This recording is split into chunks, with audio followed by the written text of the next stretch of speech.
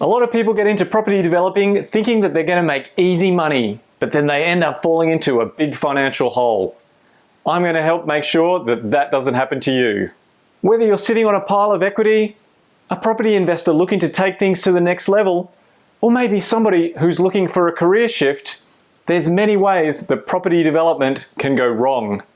Trying to do it alone the hard way is risky, and every successful developer follows a system to avoid these 9 traps that beginner developers can fall into.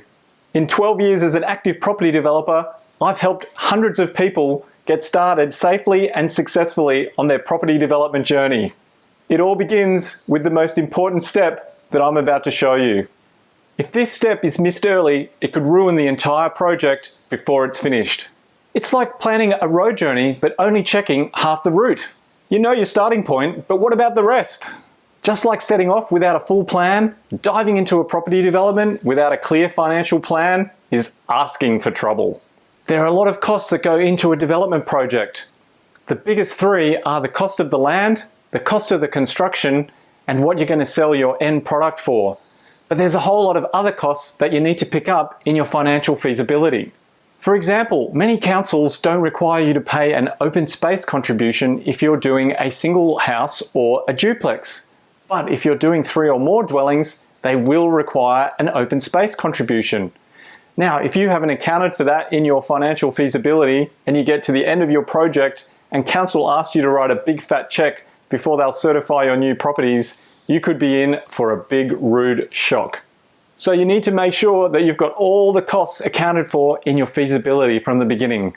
Although this one point alone could destroy your property profits, all that can be avoided by focusing on the next issue that I'm going to cover. Imagine you were going to buy a used car. You wouldn't just focus on the color and the price, right? You'd check its history, its performance, and whether or not it's going to meet your needs. The same goes for a property development project. Skipping thorough research on the property, ignoring the local market, and forgetting about the legal issues that might be relevant is like buying a second-hand car just because you like the color. It might look good, but will it take you where you need to go without breaking down? I'll give you an example. I looked at a site that was closely located to a project that I was doing, and I thought, this is a perfect site. I know the zoning, I understand the local market, and it would be the perfect size and shape for a multiple unit project. It had everything going for it except one thing. It had no sewer access. Now, people like to flush their toilet and not worry about where it goes. So if you can't get the sewer off the site, that's a really massive problem. You might even say it's a pretty crappy situation to be in. In fact, it's a deal breaker. But guess what? Somebody bought that site and tried to do a multi-unit development on there. And many years later, they're still trying to sell that site to some unsuspecting buyer. The person who bought that site obviously didn't do one simple free online check to see whether or not services were available at that site. So it's vitally important that you do a thorough due diligence on a potential site before you go ahead and buy it, or else you might be stuck with a total lemon. So when you're doing your due diligence, be sure to make use of free online tools like Before You Dig to check and see whether services like water, power, and sewer are available at the site that you're looking at. So due diligence is very important, but the next point trumps it by far. It's not just a real estate cliche, it's a golden rule. Location, location, location. A great location can make an average project shine, but a bad location can dim the brightest of plans. It's like setting up a lemonade stand in the middle of nowhere.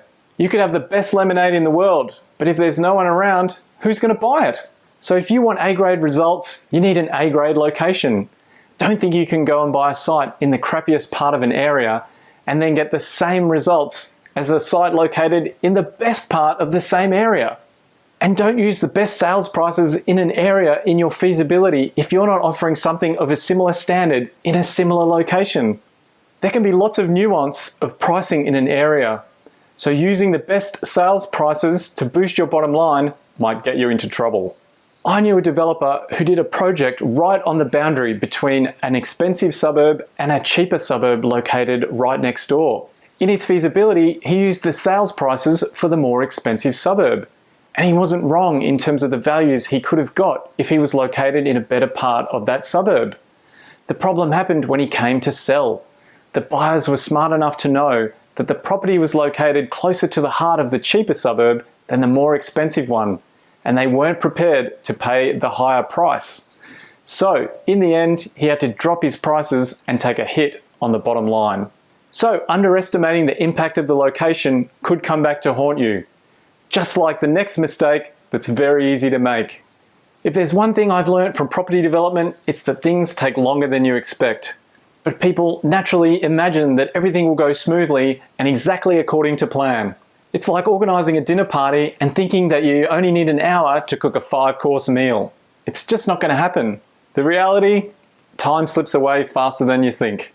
Property development is a complex dance of planning, construction, sales, and a whole lot more.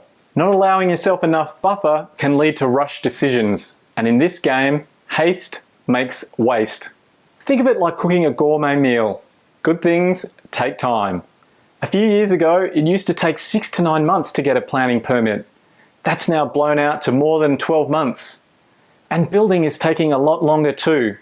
So you need to make allowances for that when you're planning your project so that you have sufficient time to get things done.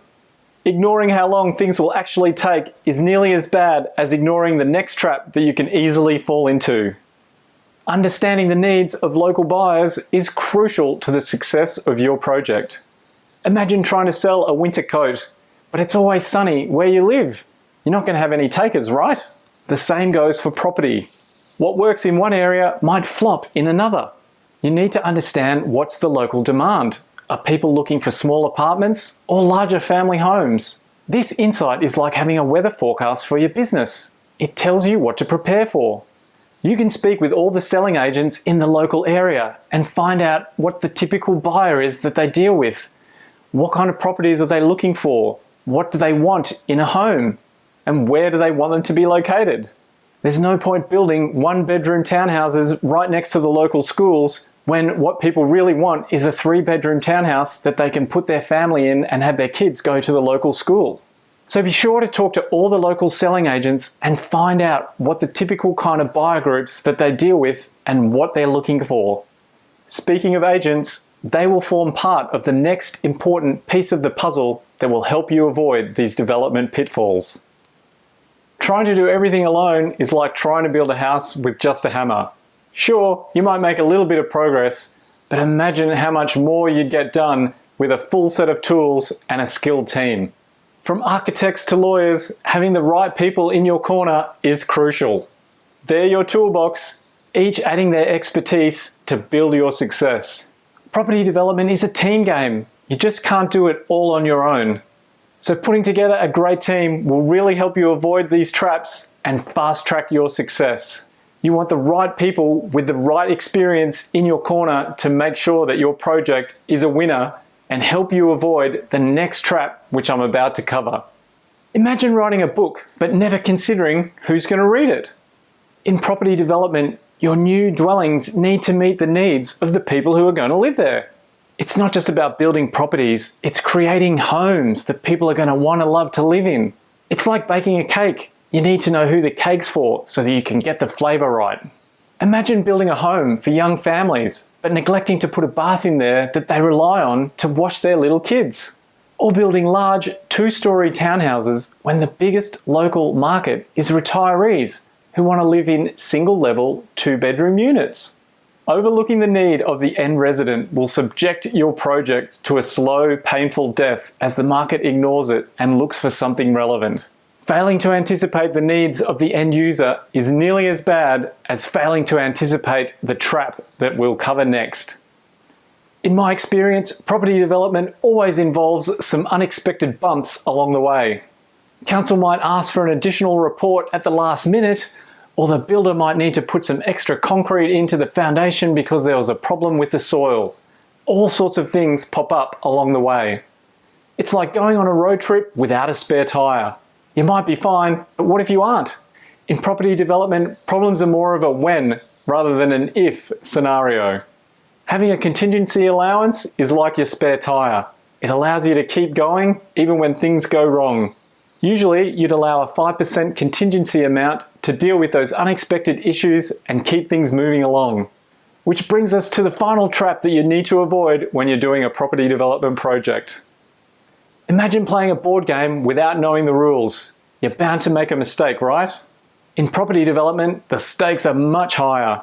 Overlooking legal issues can lead to costly delays, or worse. It's like navigating a maze. Knowing the rules will help you get through to the other side without getting lost. One thing to consider from the very beginning is what type of legal structure you're going to do your project in.